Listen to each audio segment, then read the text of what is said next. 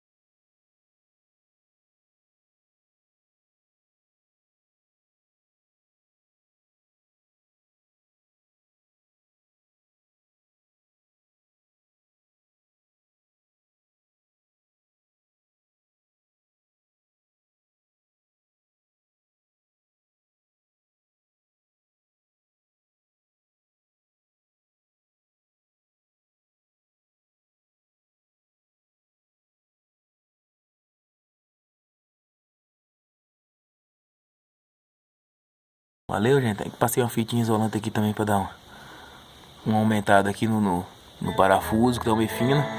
Nesse pino aqui, passei uma fitinha isolante. E aí era só voltar, encaixar forte aqui, ó.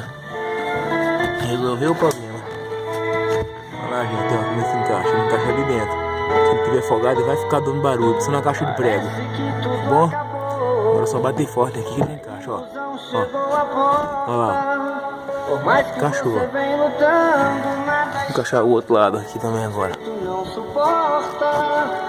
O lado aqui encaixou. Fica a dica aí, valeu, galera.